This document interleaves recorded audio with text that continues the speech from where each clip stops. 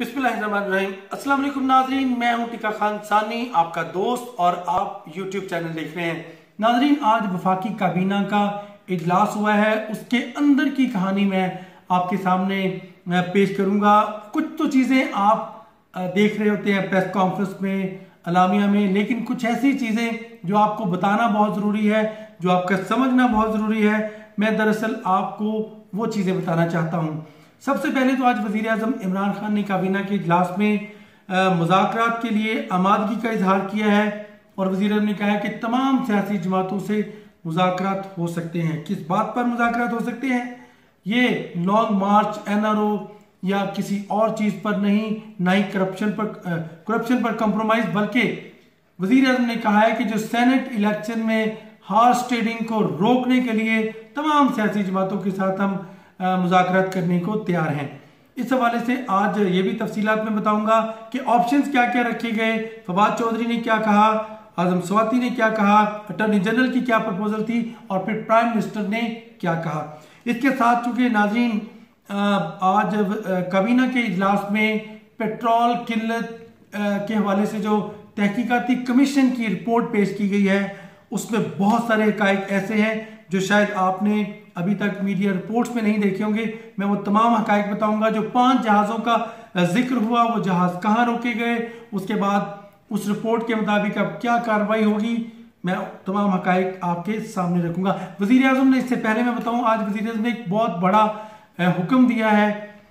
एक तो ये हुक्म दिया है कि जो रेडी बाजार है, मेहनत कश मजदूर और गरीब रेडी बान जो है, उनके लिए रेडी बाजार लगाने की वज़ीर आज़म ने हदायत की है, ताकि उनका रोजगार जो है वो बेहतर तरीके से, बाइज्जत तरीके से वो कमा सके। आज NFC अवार्ड की भी बात हुई। वज़ीर आज़म ने तमाम सूबों को ये हदायत की है कि वो अपना रेवेन्यू जनरेट करने के हवाले से भी वसाइल फ्राहम करें। तो नाज़रीन, आइए अब मैं सबसे पहले सेनेट इलेक्शन की बात करता हूँ। सेनेट इलेक्शन में अटॉर्नी जनरल पाकिस्तान ने वज़ीर आज़म के सामने 2 ऑप्शन रखे। एक तो ये कि आइन के आर्टिकल 186 के तहत जो हुकूमत है वो इस हवाले से सुप्रीम कोर्ट से रजू कर सकती है। एक तो ये है कि सेनेट के आर्टिकल 86 में आपको फिर आईनी तरमीम की ज़रूरत नहीं पड़ती। और दूसरा ऑप्शन ये है कि पार्लियामेंट में ये आईनी तरमीम लेके आए, और चूंकि आर्टिकल 186 में फिर ऑर्डिनेंस की सूरत में आप जो सेनेट की इलेक्शन है शो ऑफ हैंड से करवा सकते हैं। तो चूंकि इलेक्शन रिफॉर्म्स और प्राइम मिनिस्टर तो पहले ही ऐलान कर चुके, अब इम्प्लीमेंट करना बाकी है। जब ये बात प्रपोजल हुई कि 2 ऑप्शन है, कौन से ऑप्शन पर गौर होना चाहिए, तो तमाम जमात की जो इत्तेहादी और हुकूमत के जो वफाकी वज़रा हैं तहरीक इंसाफ के, तमाम में ये इत्तेफाक था कि 186 आर्टिकल जो है उसके तहत आप शो ऑफ हैंड के तहत इलेक्शन करवाए जा सकते हैं। इसके लिए तरमीम की ज़रूरत नहीं रहेगी, ऑर्डिनेंस की ज़रूरत होगी। उसमें चूंकि अटॉर्नी जनरल पाकिस्तान ने खालिद जावेद ने ब्रीफिंग दी, जिसमें आजम खान स्वाति ने भी अपनी ओपिनियन दी, जो कि वो इलेक्शन रिफॉर्म्स के हवाले से बहुत ही उन्होंने काम किया है। इसके अलावा वफाकी वजीर जो हैं बाबर अवान, वजीर के मशीर बराए पार्लियामान बाबर अवान ने भी इसमें मुख्तलिफ ऑप्शन रखे।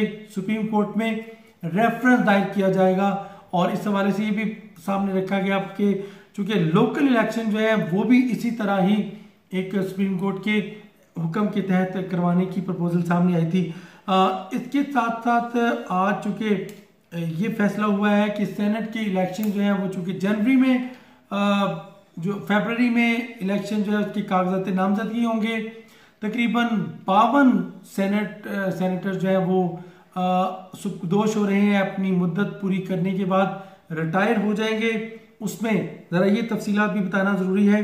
PMLN के 4, पीपल्स पार्टी के 7, PMLN के 16 सबसे ज़्यादा, PTI के कई अरकान हैं, 52 अरकान चूँकि मुद्दत पूरी हो जाएगी 3 साल की, उनकी 6 साल की मुद्दत पूरी हो जाएगी और वो रिटायर हो जाएंगे और दोबारा इलेक्शन होंगे मार्च में।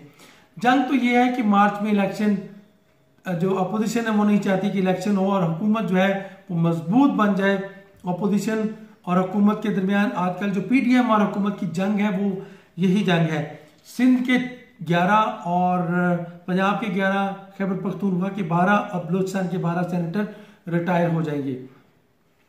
आज चूंकि इस हवाले से प्राइम मिनिस्टर के सामने जो प्रपोजल रखी गई, प्राइम मिनिस्टर का क्या कहना था कि मैं ये सब कुछ हॉर्स ट्रेडिंग खत्म करने के लिए कर रहा हूं। इसमें फवाद चौधरी ने ब्रीफिंग दी और फवाद चौधरी ने इस पर प्रपोजल दी कि क्यों ना इसमें हम अपोजिशन को एतमाद में ले लें, क्योंकि वसी तर इसको हम करें और कौमी सतह पर इसको करें ताकि तमाम लोगों को ऑन बोर्ड लिया जाए, अपोजिशन को भी एतमाद में लेना चाहिए। तो प्राइम मिनिस्टर ने कहा कि हम इस मामले पर अपोजिशन को एतमाद में लेने के लिए तैयार हैं। तो वजीर आज़म ने अपनी पेशकश कर दी।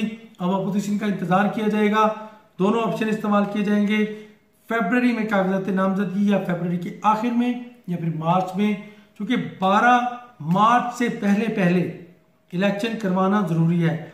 12 मार्च को कम से कम 52 सेनेटर रिटायर हो जाएंगे, तो जनवरी 12 से लेकर मार्च 12 के अंदर अंदर इंतखाबात करवाने हैं।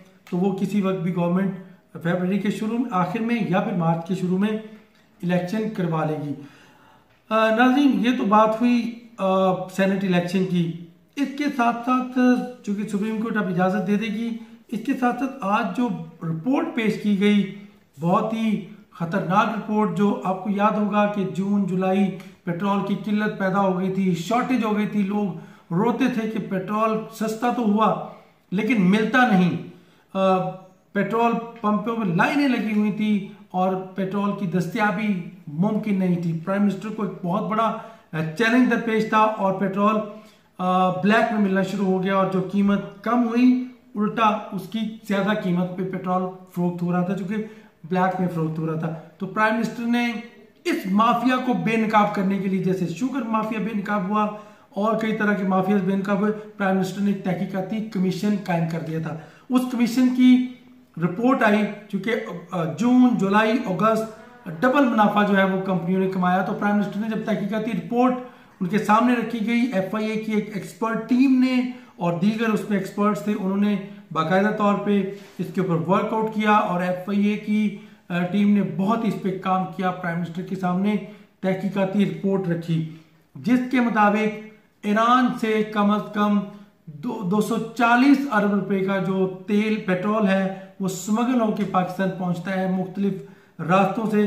फिर उसके बाद कम से कम 480 से 500 पेट्रोल पंप फिलिंग स्टेशन की निशानदेही की गई है जहां पे ये पेट्रोल फरोख्त होता है। चलें, इस बात को तो मान लिया कि नुकसान होता है और टैक्स के बगैर आता है, कौमी खजाने को नुकसान पहुंचता है और इसकी वजह से आजम खान सवाती का कहना था इस इजलास के अंदर ही कि कम से कम उनकी, चूंकि उन्होंने बताया कि मैं 1969 से पेट्रोल का अमेरिका में काम कर रहा हूं, मेरी 2 कंपनियां हैं वहां पे और बड़ी बड़ी कंपनियां यहां से भाग रही हैं इस वजह से, क्योंकि ईरान से स्मगल होकर पेट्रोल यहां पहुंचता है और उसकी वजह से ब्लैक में फरोख्त होता है, तो कंपनियों को नुकसान होता है।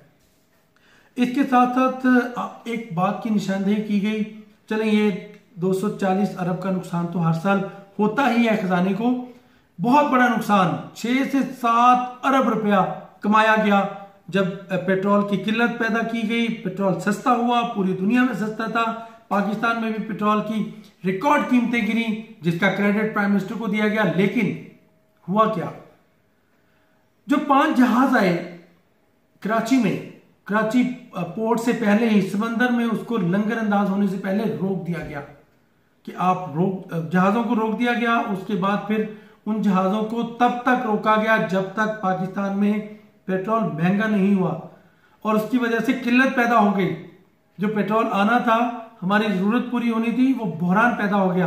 उधर से सेक्रेटरी पेट्रोलियम ने भी उस वक्त के जो भी अथॉरिटी थी उन्होंने इंपोर्ट को भी रोक दिया और उसकी इजाजत भी नहीं दी। इसके अलावा और कई लोग हैं जिनकी निशानदेही की गई है, तो वो वहां पे रुके रहे।